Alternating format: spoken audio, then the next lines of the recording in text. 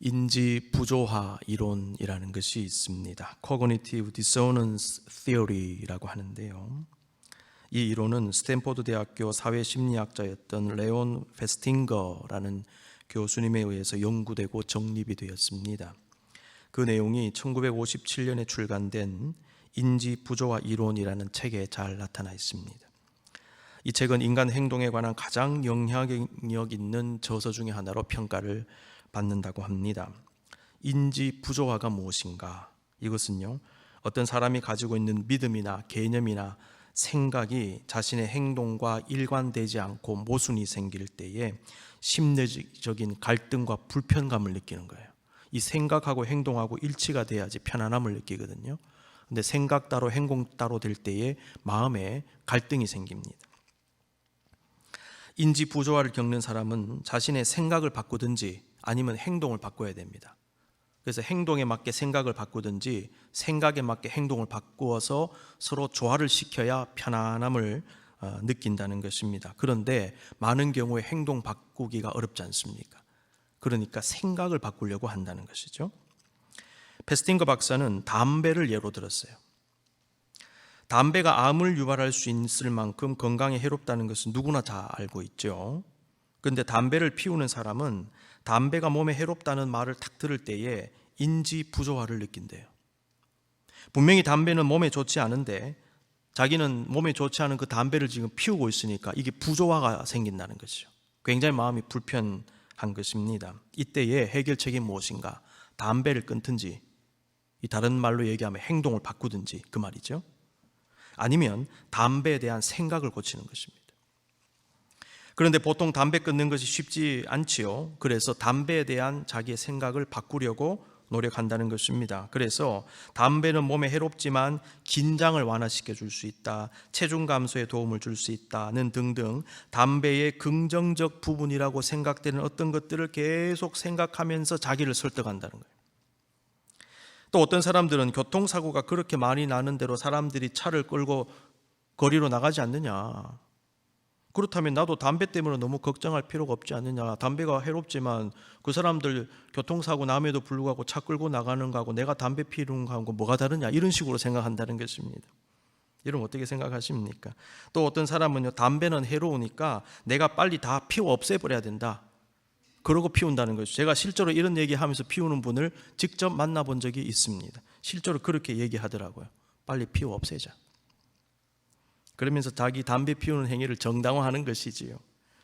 이러한 모든 시도는 견디기 힘든 인지 부조화 현상을 스스로 해소하기 위한 자기 노력으로 봅니다. 문제는 많은 경우 그러한 시도는 자기 합리화, 자기 속임, 자기 위안에 불과할 뿐 문제를 근본적으로 해결해 주지는 못한다는 것입니다. 이런 예 외에도요, 우리가 인지 부조화 현상을 느끼는 경우가 상당히 많아요. 내 생각과 말과 행동이 다르게 나타나는데 그걸 고치지는 않고 자꾸만 합리화시키고 정당화시키는 것이죠. 우리는 이 부분을 깊이 성찰해 볼 필요가 있습니다. 인지 부조화 현상을 신앙적 관점으로 한번 생각해 보십시다. 내가 하나님과 성경에 대해서 믿고 아는 것과 나의 행동이 불일치할 때에 우리 내면에는 부인할 수 없는 불평함과 함께 죄책감도 생길 수가 있지요. 하나님께서 받으시는 온전한 신앙은 야고보서의 말씀대로 믿는 대로 행하는 것입니다. 행함이 없는 믿음은 죽은 믿음이다 라고 하는 야고보서의 말씀은 심리학에서 말하는 인지 부조화 현상과 맥이 닿는 것 같아요. 믿음하고 행동하고 왜 따로 노냐, 영적 인지 부조화 현상이 일어날 수 있습니다. 하나님께서 기뻐 받으시는 신앙이란 믿는 바대로 실천하고 고백한 대로 행하며 주께 약속한 것을 지키는 신앙입니다. 다윗은 시편 15편에서 주의 장막에 머무르며 주의 성산에 사는 사람은 어떤 사람인지를 노래했습니다. 1절에서 5절까지입니다. 여호와여, 주의 장막에 머무를 자 누구오며 주의 성산에 사는 자 누구오니까? 정직하게 행하며 공의를 실천하며 그의 마음에 진실을 말하며 그의 혀로 남을 허물하지 아니하고 그의 이웃에게 악을 행하지 아니하며 그의 이웃을 비방하지 아니하며 그의 눈은 망령된 자를 멸시하며 여호와를 두려워하는 자들을 존대하며 그의 마음에 서원한 것은 해로울지라도 변하지 아니하며 이자를 받으려고 돈을 구워주지 아니하며 뇌물을 받고 무죄한 자를 해하지 아니하는 자이니 이런 일을 행하는 자는 영원히 흔들리지 아니하리이다. 주의 장막에 머물고 주의 성산에 거하기에 합당한 사람, 다른 말로 하나님의 마음에 합하여 주께서 함께 거하기를 기뻐하시는 사람의 여러 가지 모습이 있는데 그 중에 하나가 무엇인가? 마음에 서운한 것은 해로울지라도 변하지 않는 겁니다. 이 말씀대로 행한 사람이 오늘 본문에 등장하는 한나입니다. 한나는 서운한 것을 어기지 않고 온전히 지킨 사람이었습니다. 한나는 자신의 믿음의 고백과 행동이 일치했던 사람입니다. 자, 여호와께서 그를 생각하신지라 그랬습니다. 한나의 간절한 기도를 들으신 하나님은 그녀를 생각해 주시는 은혜를 주셨어요. 19절, 엘가나가 그의 아내 한나와 동침하매 여호와께서 그를 생각하신지라. 생각하신지라라는 표현은요, 기억하셨다라는 말로 바꿀 수 있습니다. 이 말의 원어를 보니까 자카르라는 단어를 썼어요. 자카르는요, 어떤 일을 마음속에 항상 담아두는 것을 의미합니다. 자카르. 흥미롭게도 한나는 하나님께 서원 기도할 때 똑같은 단어를 써서 기도했습니다. 11절, 서원하여 이르되 만군의 여호와여, 만일 주의 여종의 고통을 돌보시고 나를 기억하사 했을 때 저기에 자카르라는 단어를 썼어요. 주의 여종을 잊지 아니하시고 주의 여종에게 아들을 주시면 내가 그의 평생에 그를 여호와께 드리고 삭도를 그의 머리에 대지 아니하겠나이다. 한나는 하나님께 자기를 기억해 달라고, 자기를 하나님 마음속에 항상 담아달라고 기도한 것이지요. 하나님은 한나를 온전히 품어주셨어요. 나를 좀 기억해 주십시오. 나를 좀 당신 품에 담아 주십시오. 그러니까 여호와께서 그를 생각하신지라.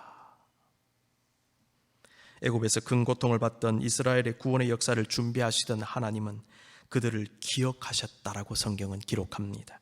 출애굽기 2장 24, 25절, 하나님이 그들의 고통 소리를 들으시고 하나님이 아브라함과 이삭과 야곱에게 세운 그의 언약을 기억하사 하나님이 이스라엘 자손을 돌보셨고 하나님이 그들을 기억하셨더라. 여러분, 반복되는 단어가 있죠. 하나님이란 단어가 4번이나 나와요. 하나님이 기억하사, 그 다음에 기억하셨더라. 고통 중에 있던 한나는 자기를 기억해달라고 기도했습니다. 중요한 것은 하나님은 한나가 그렇게 기도하기 전에 이미 그녀를 자신의 마음에 담고 계셨다는 것입니다. 그렇습니다. 사랑 많으신 하나님은 자신의 마음에 마치 우리를 새겨놓듯이 품고 계십니다. 그러니 여러분이요, 어려운 일이 있어도 너무 힘들어하지 마십시다. 마음 아파도 너무 아파만 하지 말고, 일이 잘 안 되고 꼬이고 설사 실패해도 너무 낙심하고 절망하지 마시기 바랍니다. 괴로움 가운데 있던 한나를 생각하신 하나님은요, 우리도 기억하고 계세요. 우리는 살면서 가족이나 가까운 주변 사람들이 무엇을 부탁할 때가 있지 않습니까? 이거 좀 들어주세요. 그때 여러분 이렇게 얘기할 때가 있죠. 제가 다 알고 있습니다. 조금만 기다려 보세요. 내가 당장이라도 주고 싶지만은 먼저 해결해야 하는 다른 일들이 있을 수가 있고, 아울러 내가 생각하는 적절한 때가 다 있기 때문입니다. 하나님도 마찬가지이십니다. 한나를 깊이 생각하셨던 하나님은 한나에게 응답하실 좋은 때를 기다리고 계셨던 것입니다. 하나님은 한나를 향해서 딸아, 내가 다 알고 있다. 너의 고통을 알고 헤아리고 있다. 걱정하지 마라. 조금만 참고 기다려라. 내가 곧 해결해 줄게. 내가 너를 생각하고 있다. 그런 마음을 가지고 계시지 않았을까요? 여호와께서 그를 생각하신지라는 말씀은요, 그런 하나님의 마음을 전해주는 것 같습니다. 하나님이 우리를 생각하시는 것을 안다면 우리도 매 순간 하나님을 기억하고 생각하는 삶을 살아야 할 것입니다. 더 나아가 우리를 생각하시는 하나님께서 나를 위해 행동하시는 것처럼 우리도 주님 생각하면서 주를 위해 행동할 수 있어야 됩니다. 생각한 대로 행동해야 합니다. 사무엘의 부모 엘가나와 한나는요, 주를 위해 행동한 사람들이었어요. 그래서 아내의 서원에 함께한 엘가나의 모습이 중요한 것입니다. 오늘 본문 21절은 또다시 엘가나의 온 집이 예배를 드리러 실로에 가는 장면을 기록을 하고 있습니다. 21절, 그 사람 엘가나와 그의 온 집이 여호와께 매년제와 서원제를 드리러 올라갈 때에, 여러분이 3상 1장에 보면 엘가나가 그의 가족과 함께 매년 정해진 예배를 드리러 갔다는 내용이요 3번이나 나와요. 이 본문과 함께. 이것은 엘가나가 신실한 믿음의 사람이었고 예배의 사람이었다는 것을 잘 알게 합니다. 특히 21절에는 엘가나 앞에 그 사람이라는 표현이 첨가가 되어 있습니다. 그냥 엘가나가 아니고 그 사람 엘가나와.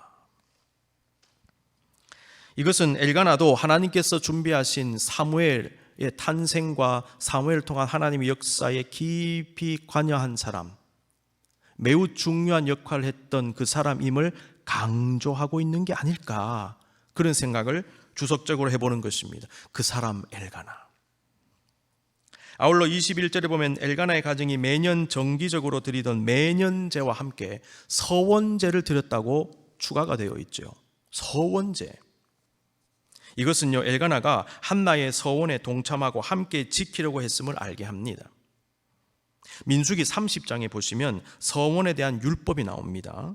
내용을 보면 딸이나 아내가 서원을 한 경우에 아버지 혹은 남편이 받아들이지 않으면, 다시 말해서 딸이 서원했는데 아버지가 받아들이지 않는 경우, 아내가 서원했는데 남편이 받아들이지 않는 경우, 그때 그 서원이 무효가 될 수 있었대요. 서원에 대한 책임을 면해주는 것입니다. 그 딸과 아내에게. 따라서 엘가나가 다른 제사와 함께 서원제를 드리러 갔다는 것은 그가 한나의 서원을 받아들이고 자신도 서원을 지키려고 했다는 것을 말해준다는 것입니다. 그래서 저 한 단어가 굉장히 중요합니다. 왜 갑자기 서원제를 드리러 갔을까? 여러분, 한나가 하나님께 서원 기도하기 전에 자기 남편과 상의했을까요? 안 했을까요? 본문에는 그 부분에 대해서 아무런 기록이 없기 때문에 단정 짓기가 어렵습니다. 아마도 본문의 정황상 한나가 자신의 결단으로 먼저 서원 기도를 한 후에 남편에게 알린 것이 아닐까 생각해 봅니다. 어쨌거나 엘가나가 서원제를 드리러 올라갔다는 사실은 그가 자기 아내의 서원에 동참했다는 것입니다. 한나도 힘들게 낳은 자식을 평생의 나실인으로 바치는 것이 쉽지 않았겠지만은 엘가나의 경우에는요, 자기가 먼저 서원한 것이 아니라 자기 아내가 결정한 것을 받아들여야 되는 거잖아요. 자기하고 상의한 것도 아니고. 한나를 너무나 사랑한 엘가나는 어렵게 얻은 아들을 아내의 서원으로 인해서 나신인으로 바치는 문제로 깊이 고민했을 가능성이 있어. 이 정말 이게 해야 되나? 내가 무효화시킬 수 있는데 내가 정말 바쳐야 되나, 이 아들을? 굉장히 고민했지 않았겠습니까, 여러분? 그러나 엘가나는 흔쾌히 아내의 서원에 동참하는 것입니다. 바로 이 부분이 엘가나의 신앙을 알게 하는 또 하나의 중요한 단서가 되고 있습니다. 엘가나는 당시 율법 규정에 따라 한나의 서원을 무효화시킬 수 있었습니다. 그러나 그는 자신의 인간적인 생각으로 하나님께서 주시는 마음과 결심을 가로막지 않았어요. 많은 경우에 내 생각이요, 하나님의 어떤 마음을 가로막는 경우도 있습니다. 하나님의 임재가 임하고 하나님의 뜻이 주어지는데 내 생각이 그걸 커트시켜버리는 것입니다. 엘가나도 그렇게 할 수 있었습니다. 율법에 저촉이 안 됐어요. 자기가 무효화시킬 수 있었습니다. 그런데 그렇게 하지 않았다는 거예요. 하나님의 뜻이 이루어지도록 자신을 온전히 내려놓고 비울 줄 아는 참된 신앙인의 모습을 보여줍니다. 하나님은 한나뿐만 아니라 믿음의 사람 엘가나를 통해서도 놀라운 역사를 이루어 가셨습니다. 우리에게도 이러한 모습이 필요합니다. 우리 역시 하나님께서 기쁘게 쓰시는 유용한 수단이 되어야지, 나도 모르는 사이에 주의 일에 걸림돌이 되면 안 되는 것입니다. 우리가 인간적인 생각을 품을 때에, 욕심과 정욕과 고집이 가득할 때에, 나를 내려놓고 비우지 못할 때에 우리는 하나님의 일에 도움이 되는 것이 아니라 오히려 걸림돌이 될 수가 있습니다. 엘가나는 하나님의 뜻이 이루어지도록 자신을 내어드린 사람이 되었습니다. 아이가 어리더라 라는 말씀이 나와요. 한나는 엘가나와 함께 실로로 바로 올라가지 않았습니다. 사무엘이 젖을 때기까지 집에서 키운 다음에 성막으로 가서 사무엘을 바치겠다라고 말합니다. 22절 23절. 학자들에 따르면 이스라엘 지역은 물이 굉장히 부족했기 때문에 구약시대 당시 아이가 3세에서 4세까지 혹은 어떤 학자들 보니까요 5세가 될 때까지도 젖을 먹은 것으로 추정을 해요. 물이 부족하기 때문에 젖에 이제 수분이 있으니까. 한나가 사무엘이 젖을 때기까지 집에서 양육한 다음에 실로에 가서 사무엘을 바치겠다고 한 것은 당시 상황을 반영한 것으로 볼 수 있겠습니다. 아울러 한나는 아기를 육체적으로 뿐만 아니라 영적으로도 자기 품에서 신앙과 기도로 충분히 양육시킨 다음에 바칠 그런 생각도 가지고 있었겠지요. 사무엘이 어느 정도 컸을 무렵에 한나는 사무엘을 데리고 실로로 갔습니다. 24절. 젖을 뗀 후에 그를 데리고 올라갈새 수소 3마리와 밀가루 1에바와 포도주 1가죽부대를 가지고 실로 여호와의 집에 나아갔는데 아이가 어리더라.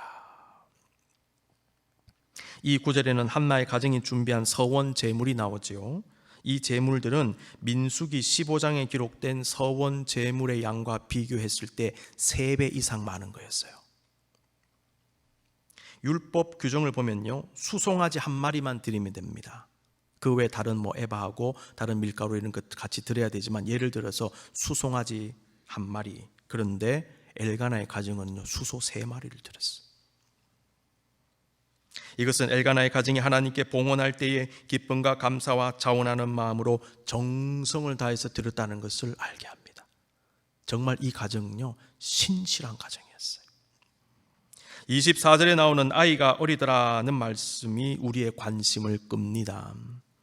이 짧은 표현은 엄마의 서원 기도로 말미암아 자신의 의지와는 상관없이 부모와 헤어져서 성막에 맡겨질 수밖에 없었던 이제 젖을 갓된 3살 남짓의 어린 사무엘의 모습을 보여주는데, 그와 함께 당시에 너무나 힘들게 낳은 아들, 너무나 소중한 아들을 바쳐야 하는 한나와 엘가나의 모습을 같이 보여주는 것 같아요.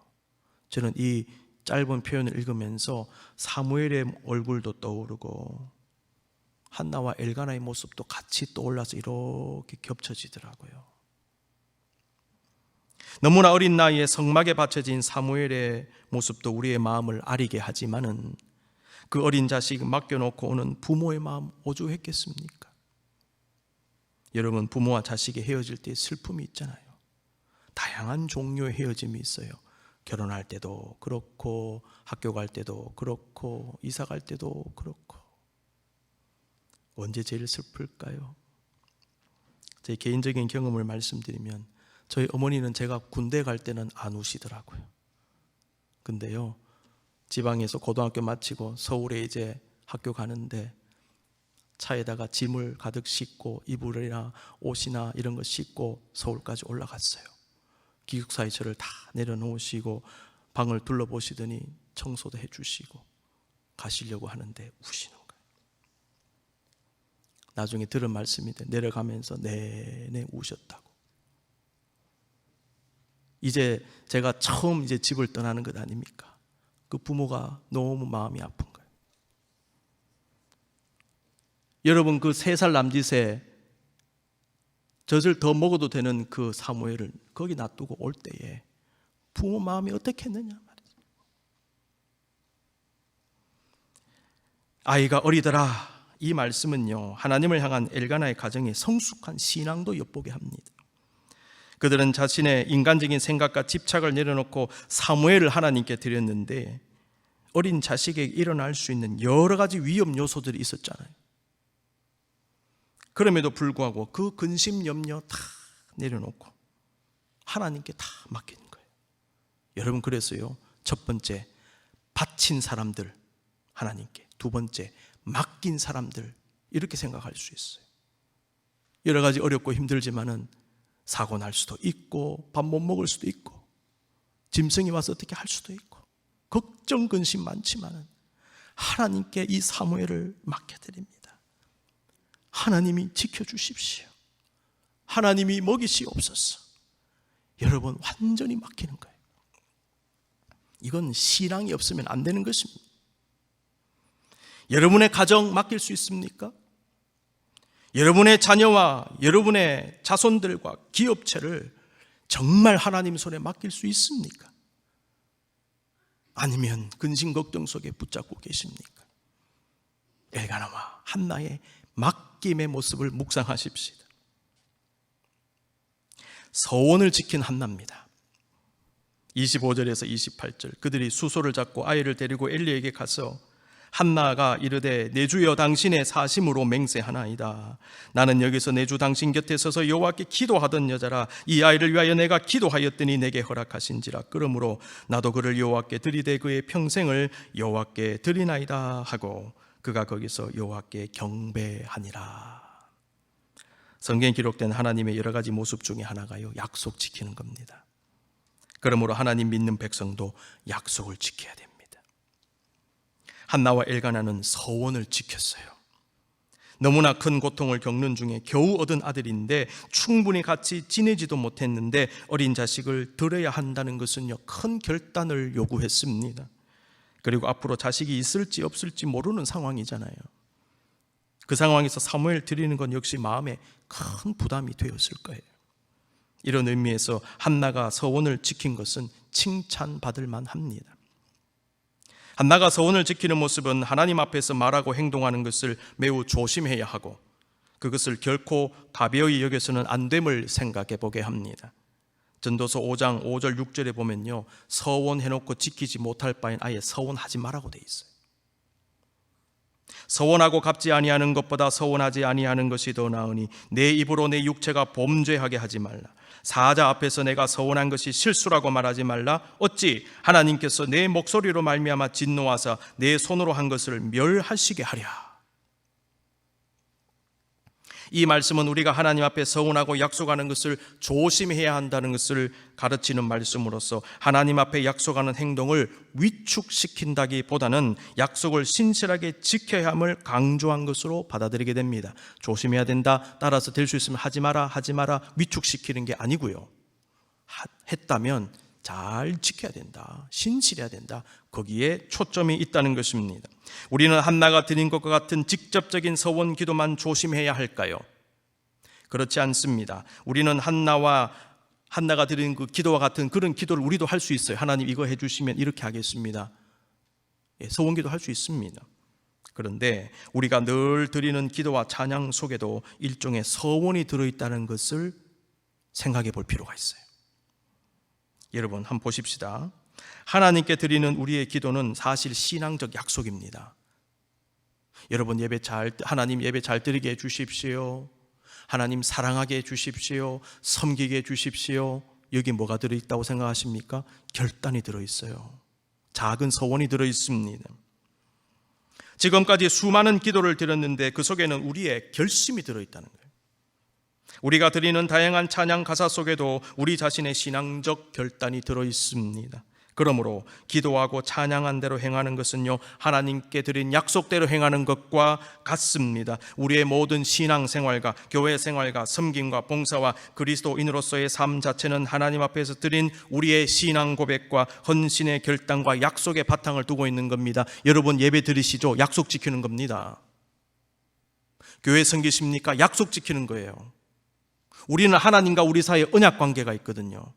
그런데 예배의 삶이 파괴되어지고요, 섬김의 삶이 파괴되어지고 사명의 삶이 파괴되어졌다, 이거는 약속 안 지키는 것입니다. 하나님은 약속 지키는데 여러분 깊이 생각하십시오. 신앙생활 자체가요, 하나님을 향한 약속을 지키는 것입니다. 우리는 크고 작은 서원 관계 속에 있다는 것입니다. 한나의 기도와 같은 그런 직접적인 서원도 있지만은 우리는 예배드리는 순간, 기도하는 순간, 찬양하는 순간 우리도 작은 서원을 매일같이 매 순간 주님께 드리고 있다는 것입니다. 우리는 지금 그 약속을 이행 중에 있습니다. 기도한 대로 응답하신 하나님. 한나는 사무엘을 바칠 때 자신의 기도에 응답하신 하나님을 언급하고 있습니다. 27절 28절, 이 아이를 위하여 내가 기도하였더니 내가 구하여 기도한 바를 여호와께서 내게 허락하신지라. 그러므로 나도 그를 여호와께 드리되 그의 평생을 여호와께 드리나이다 하고 그가 거기서 여호와께 경배하니라. 우리가 하나님께 한 약속을 지킬 때에, 그리고 섬기고 헌신할 때에 내가 받은 하나님의 은혜를 기억할 필요가 있습니다. 받은 사랑 기억하며 나도 사랑하고요, 받은 은혜 되새기며 우리도 주님께 드릴 수 있고 남을 향해서 손을 뻗을 수가 있습니다. 한나는 자신의 기도를 들으시고 응답하신 하나님의 신실하심을 생각하면서 자신도 약속을 지키는 거예요. 내가 기도하였더니 여호와께서 내게 허락하신지라 그러므로 나도 그를 여호와께 드리되. 여러분, 예배드리면서 섬기면서 손을 뻗어서 남을 사랑하고 도우면서 내가 받은 사랑과 은혜를 늘 기억함으로 행하실 수 있기를 바랍니다. 자신의 기도에 응답하신 하나님의 은혜를 고백한 한나의 모습은 고난 중에 있는 우리에게도 응답하시는 하나님의 역사를 생각해 보게 합니다. 하나님은 환난 중에 한나와 교통하신 거예요. 잘 생각해 보십시오. 하나님은 어려움 속에 기도하는 우리의 기도를 들으시고 우리와 대화하시고 우리에게도 응답하세요. 어떤 상황에 있는 우리? 환난 중에 있는 우리입니다. 전쟁 영화를 보시면 포탄이 비오듯이 쏟아지는 전투의 현장에서 후방 본부와 무전으로 연락하면서 폭격 요청을 하면 후방에서 대대적인 폭격을 가하거나 폭격기가 나타나 적진을 괴멸시키는 장면들을 볼 수 있지 않습니까? 여러분, 우리 인생의 고난의 폭풍우 속에서 정신을 차릴 수 없을 정도로 힘들더라도 주여를 부르면서 주여, 주님, 이 상황에서 나를 도와주십시오. 내가 견딜 수 없습니다. 주여, 주여. 한나가 그렇게 기도했다고 지난주에 말씀드렸죠. 여러분, 그 혼란의 상황에서 주님이 우리와 교통하시는 거예요. 주님은 반드시 피할 길을 여십니다. 폭풍우가 물러가게 하시고 다시금 맑게 개인 화창한 날이 찾아오는 역사를 우리에게도 주실 것입니다. 마지막으로 하나님의 뜻을 담아낸 한나와 엘가나의 모습입니다. 서원을 지킨 사무엘의 부모의 이 신앙적 결단과 헌신을 통해서 하나님의 뜻이 이루어지게 된 것입니다. 그러므로 서원을 지킨 한나와 엘가나의 삶은요, 하나님의 뜻을 담아낸 영적 그릇이 되었다, 이렇게 말해 볼 수 있겠어요. 만약 우리가 하나님 앞에 약속 지키면서 순종함으로 나아간다면, 섬긴다면 우리 역시 하나님의 역사를 담아내는 거룩한 영적 그릇으로 오늘을 살게 되는 것입니다.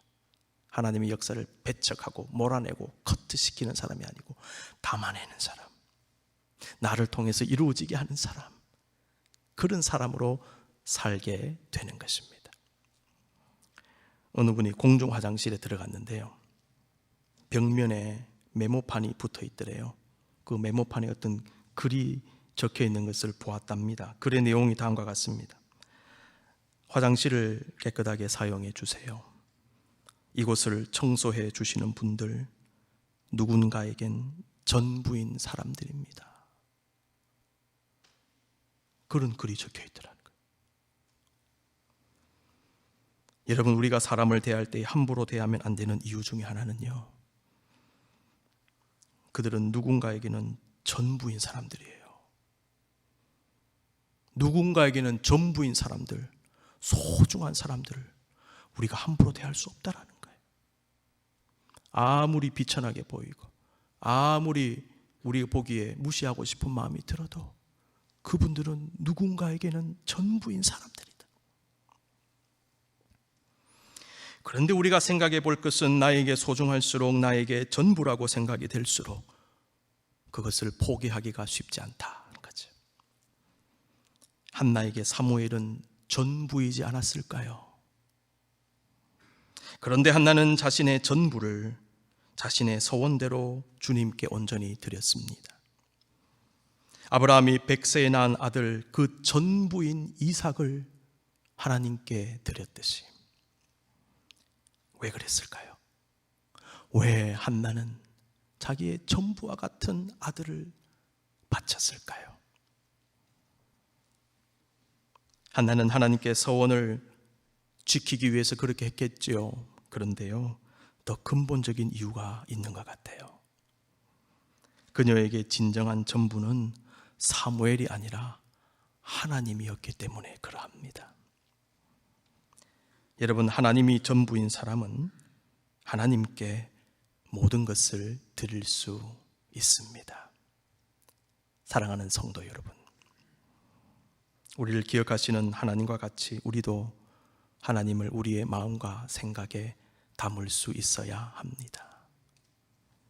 마음과 생각에 주님 모신 사람은 자신의 삶에 주님을 담습니다. 그래서 그런 사람은요, 자기 삶으로 하나님을 드러내게 되는 것입니다.